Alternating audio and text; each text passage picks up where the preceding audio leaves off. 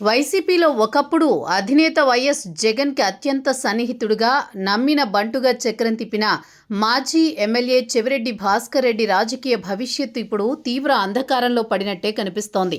పార్టీలో ఆయనకు దక్కిన ప్రాధాన్యత, హోదా మరే నాయకుడికి లభించలేదు అనడంలో సందేహం లేదు. గత సార్వత్రిక ఎన్నికల్లో ఏకంగా ఒంగోలు లోక్సభ ఇన్ఛార్జిగా బాధ్యతలు అప్పగించడమే కాకుండా ఎంపీ టికెట్ ఇచ్చి మరీ బరిలోకి దించారు. కానీ మారిన పరిస్థితులు, అంతర్గతంగా బయటపడిన సంచలన నిజాలు జగన్కి తీవ్ర ఆగ్రహాన్ని తెప్పించాయని, ఫలితంగానే చెవిరెడ్డిని పార్టీ యాజమాన్యం పూర్తిగా పక్కన పెట్టేసింది అనే చర్చ వైసీపీ వర్గాల్లో తీవ్రంగా సాగుతోంది. జగన్ ఆగ్రహానికి ప్రధాన కారణం లిక్కర్ స్కామ్ వ్యవహారమే పార్టీ వర్గాలు నమ్ముతున్నాయి.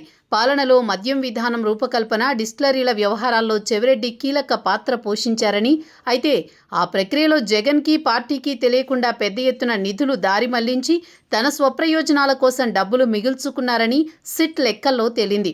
మద్యం కుంభకోణంలో సొంత మనుషులు తనను మోసం చేశారనే క్లారిటీ జగన్కు రావడంతో చెవిరెడ్డి పట్ల ఉన్న నమ్మకం కాస్త తీవ్ర అసంతృప్తిగా మారింది. ఆ దెబ్బతోనే ఆయనకు జగన్ దగ్గర ఎంట్రీ బంద్ అయిందనే వార్తలు వినిపిస్తున్నాయి. ఒకప్పుడు తాడేపల్లి ప్యాలెస్లో నిత్యం దర్శనమిచ్చే చెవిరెడ్డి ఇప్పుడు కనీసం జగన్ పక్కన నిలబడే అర్హతను కూడా కోల్పోయినట్లయింది. గత కొన్ని నెలలుగా జగన్ మీడియా సమావేశాల్లో కానీ, ముఖ్యమైన పార్టీ సమావేశాల్లో కానీ ఆయన ఎక్కడా కనిపించకపోవడం ఈ ఊహాగానాలకు బలాన్ని చేకూరుస్తోంది. వచ్చే ఎన్నికల్లో చెవిరెడ్డికి తిరిగి వైసీపీ తరపున టికెట్ దక్కే అవకాశాలు దాదాపు శూన్యమని పొలిటికల్ కారిడార్లో టాక్ నడుస్తోంది.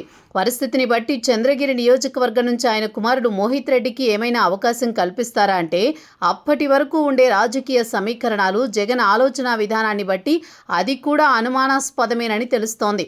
సజ్జల వర్గం గనుక చెవిరెడ్డిని మరింతగా టార్గెట్ చేస్తే ఆయనిక వైసీపీలో మనుగడ సాగించడం అసాధ్యం అనే భావనకు పార్టీ శ్రేణులు వస్తున్నాయి.